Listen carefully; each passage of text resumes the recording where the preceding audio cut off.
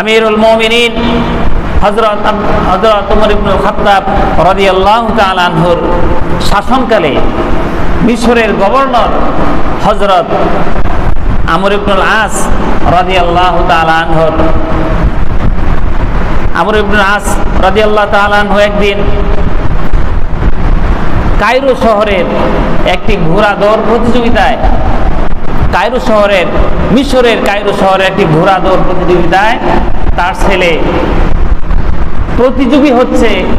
তার বিপরীত যিনি লড়ছেন তিনি হচ্ছে একজন খ্রিস্টান লোক, কিপ্তির একজন খ্রিস্টান যুবক তার সাথে লড়ছে। আব্দুল্লাহ ইবনে আমর ইবনে আস রাদিয়াল্লাহু তাআলা আনহু যুবক ছেলে ঘোড়া ধরে তিনি হেরে গেলেন, তার সাথে কুলায় উঠলে পারলেন না, জিততে পারলেন না।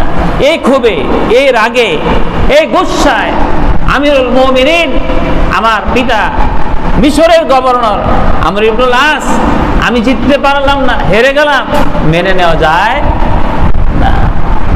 তিনি ওই যুবককে ধরলেন, কথা বললেন, তর্ক বিতর্ক করলেন। এক পর্যায়ে তার হাতের লাঠি দিয়ে যুবকের ওপর প্রচন্ড বেগে আঘাত করলেন। যুবক হেরে গেল। তিনি বলছেন, বেটা আমাকে চিনো?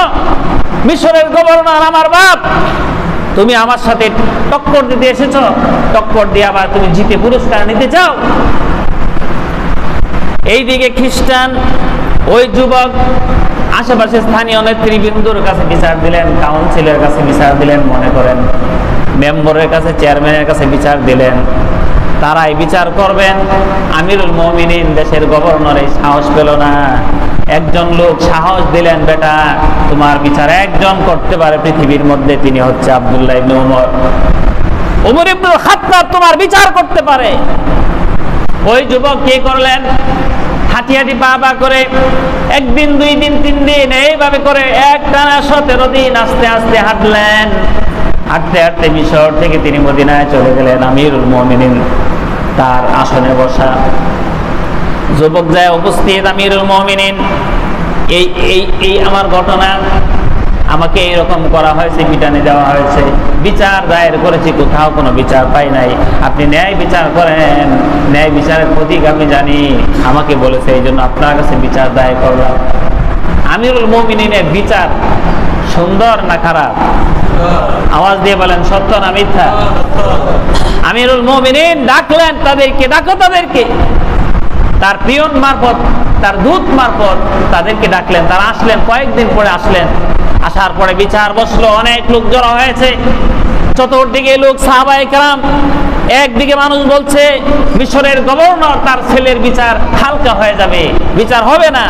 এদিকে আমিরুল মুমিনিন ওমর ইবনুল খাত্তাব রাদিয়াল্লাহু তাআলা আনহু রাগে ফেটে পড়ছেন আর বলছেন, হে খ্রিস্টান যুবক, তোমাকে যেইভাবে প্রহার করা হয়েছে, যেইভাবে তোমাকে লাঠি দেওয়া হয়েছে, যেইভাবে তোমাকে আঘাত করা হয়েছে, পাল্টা আঘাত করো তুমি তার প্রতি।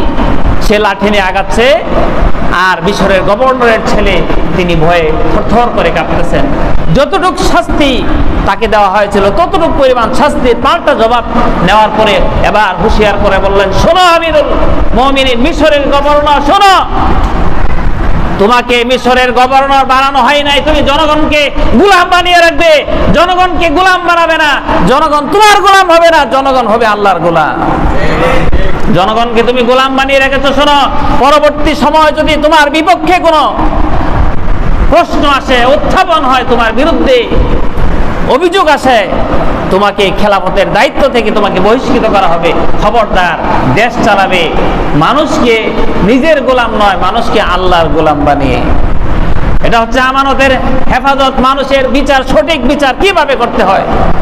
আব্দুল্লাহ ওমর ইবনুল খাত্তাব রাদিয়াল্লাহু তাআলা আনহু তার নিজের ছেলে, আপনারা জানেন, নিজের ছেলের তিনি বিচার করেছিলেন খুঁড়ির সাথে, মসজিদের খুঁড়ির সাথে বেঁধে একটু তাড়ি খেয়েছিল, মাতলাম, এই জন্য তার বিচার করে দিলেন, দুনিয়া থেকে শেষ করে দিলেন আমিরুল মুমিনিন নিজে।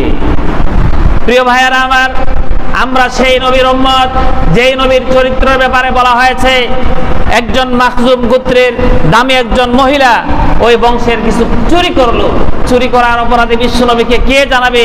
হে রাসূল, এই মহিলা অত্যন্ত দামি মানুষ, দামি বংশের মানুষ, এই মহিলার ব্যাপারে বিরুদ্ধে যদি বিচার করা হয়, বিচারটা যেন কম করা হয়, বিচারটা যেন শিথিল করা হয়, বিচারটা যেন সঠিক বিচার না হয়, একটু হালকা হয়। রাসূলের একজন বিশ্বস্ত সাহাবীর মাধ্যমে রাসূলের কানে পৌঁছানো হলো, ইয়া রাসূলুল্লাহ, ইয়া হাবিবাল্লাহ, আপনার কাছে বিচার দায়ের করবে এরকম সাহস কারো নাই, আমাকে পাঠানো হয়েছে ওই মাখজুম গোত্রের একজন মহিলার ব্যাপারে, সে চুরি করেছে, তার চুরির হাতটা না কেটে যেন আপনি হালকা একটু বিচার করে দেন, একটু তার ব্যাপারে হালকা একটু বিচার করে দেন। আমার প্রিয় ভাইয়েরা, আল্লাহর নবীর চেহারাটা রক্তিম বর্ণ হয়ে গেল, রাগান্বিত হয়ে গেলেন, আর তিনি বললেন, এই বিচার কার্য আমি এখন সেনাপতি, আমি এখন বিচার করব। এই অবস্থায় ওই মহিলা, মাখজুম গোত্রের মহিলা, চুরি না করে যদি আমার কলিজার টুকরা মেয়ে ফাতেমাও চুরি করত, ইসলামে যা আইন আছে হাত কেটে দেওয়া, বিশ্ব নবী আমি নিজে আমার মেয়ের হাত কেটে বিচার করে দিতাম। এটা হলো বিচারের নমুনা। আজকে পৃথিবীর থেকে তাকায় দেখেন, নিজে মালিক, এই জন্য নিজের আত্মীয় স্বজনদের বিচার হয় না। নিজে সন্তানের মালিক, সন্তান হাজারটা অপরাধ করলেও পৃথিবীর মানচিত্রে বিচার পাওয়া যায় না। কথা ঠিক কিনা? আজকে আল্লাহর বিচারের দিকে তাকান, মানুষ অন্যায় করবে, অগ্নিকাণ্ড করবে। ওই দিন দেখলাম ফেসবুকে নোয়াখালীতে এইরকম ভাবে কোরআনের দার্স দিচ্ছে, সেখানে অতক্ষ মানুষকে, এমন কিছু মানুষকে গিয়ে সন্ত্রাসী গিয়ে যে দাস দিচ্ছে, কোরআনের বক্তব্য দিচ্ছে, কোরআনে আলোচনা করছে, কোরআনে তেলাওয়াত করছে, কোরআনের শিক্ষা মানুষদেরকে দিচ্ছে, এমন ভাবে তাকে পিটানো হলো, আমরা শেষ খবর পাই নাই লোকটা জীবিত আছে না মৃত আছে। এইগুলার সঠিক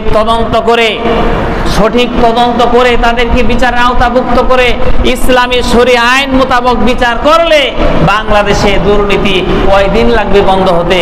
বেশি দিন লাগবে না। কথা সত্য কিনা? সম্মানিত ভাইয়েরা আমার, এই জন্য আল্লাহ রাব্বুল আলামিন আমাদেরকে অসংখ্য উদাহরণ দিচ্ছেন, আমাদেরকে অসংখ্য দিক নির্দেশনা দিচ্ছেন আল্লাহ রাব্বুল আলামিন এই বিচার ব্যবস্থা থেকে, আমানত নিয়ে। আমার সম্মানিত ভাইয়েরা, আল্লাহ রাব্বুল আলামিন তিনি বলছেন, ওয়াইদা হাকামতুম বাইনান নাসি আন তাহকুমু বিল আদল, যদি তোমাদের কাছে বিচার করার মতো কোনো লোক আসে, বিচারক, বিচার দিয়ে তোমাদের কাছে কোনো লোক আসে, আন তাহকুমু বিল আদল, তখন তোমরা যা করবে কোরআন হাদিস মোতাবেক ন্যায় বিচারটা তোমরা করে দিবে। জোরে বলেন সুবহানাল্লাহ।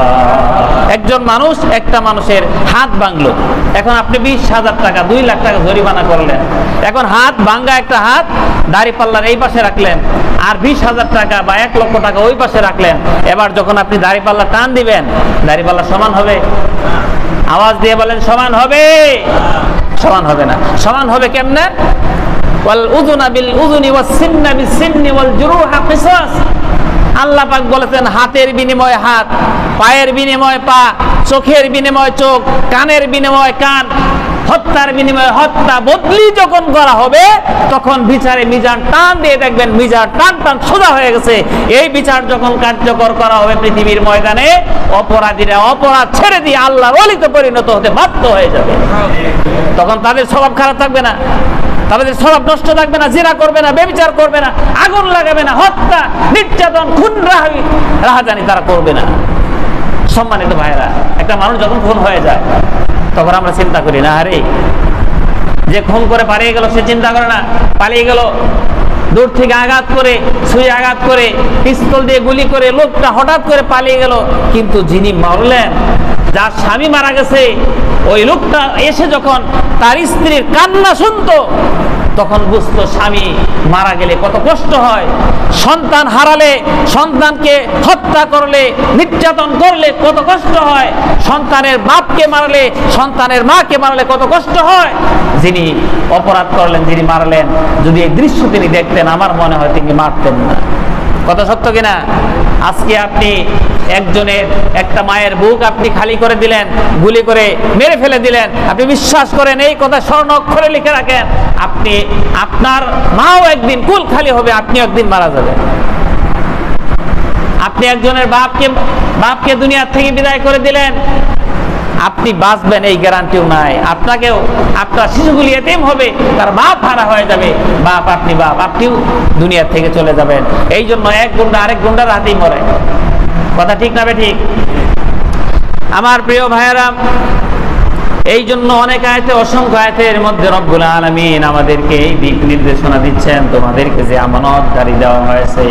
আজকে একটা দেশ, ছোট্ট একটা দেশ, এটা যদি আমানত সঠিকভাবে রক্ষা করা যেত, মানুষগুলি চরিত্র খারাপ হতো না, মানুষগুলি এত অবিচারক হয়ে যেত না। আজকে আপনি এয়ারপোর্টের দিকে তাকান তো, এয়ারপোর্টে আগুন লাগলো, আমরা যতটুকু ফেসবুক, ইউটিউবের মাধ্যমে শুনলাম, বলছে বস আমরা নিরাপদে আছি, আপনি টেনশন করবেন না।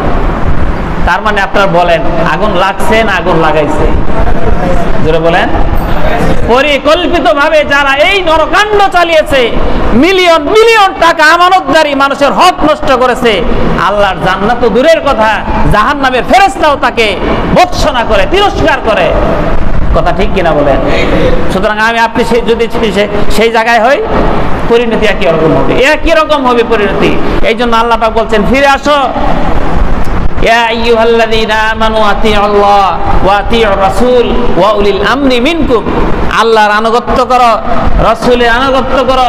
তোমাদের মধ্যে যিনি আল্লাহকে মানে, রাসূলকে মানে, তিনি যদি তোমাদের দেশের, তোমাদের এলাকার, তোমাদের ওয়ার্ড, তোমাদের থানার, তোমাদের জেলা পর্যায়ে, বিভাগ পর্যায়ের দায়িত্বশীল হয়, সে কোরআন হাদিস মানে, সঠিকভাবে আল্লাহকে ভয় করে, বিশ্বাস করে, তাহলে তার আনুগত্য তোমাদের প্রতি ফরজ। আজকে একটা মানুষ এইরকম দেখান যে সে নিজে চরিত্রবান, তার কর্মীদেরকে বলছে, বেটা ফজরের নামাজ থেকে নামাজ না পড়লে আমার কর্মী থাকতে পারবে না। এরকম লোক আছে না নাই? সুতরাং কার পিছনে আমি ঘুরতেছি? আমার নজর মেলে, চক্ষু খুলে, জ্ঞান প্রজ্ঞা দিয়ে বিচার করা দরকার। আমার চলার দরকার, কার পিছনে চলছি আমি, কার পিছনে।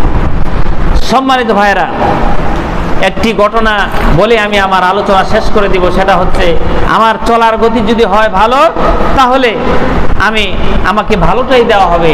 তার উদাহরণ হলো আতরওয়ালা। একটা মানুষ আতর বিক্রি করে। কি বিক্রি করে? একটা মানুষ আতর বিক্রি করে, তার সাথে আপনি বন্ধুত্ব করলেন। আতর কেনার সামর্থ্য নাই, আতর কেনার সামর্থ্য না থাকলেও ওই ব্যক্তি আতর ব্যবহার করে, তার সাথে উঠা বসা করতে করতে আপনার শরীর থেকে, আপনার কাপড় থেকেও গন্ধ আসবে না আতর আসবে?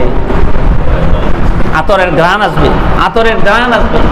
আর আপনি কামারের দোকানদারের সাথে যদি সম্পর্ক করেন, তার সাথে কোনো কিছু আপনি না পাইলেও, কামারের দোকানে যিনি এইগুলি বানান, এইগুলি বানানোর কারণে হাতরা যখন পিটানি দেন, তখন আগুন ফিঙ্কি দিয়ে, ছিটকি দিয়ে পড়ে আপনার জামা কাপড়টাও নষ্ট হয়ে যেতে পারে। সুতরাং আপনি বন্ধুত্ব করবেন কার সাথে? বুঝে শুনে, খেয়াল করে।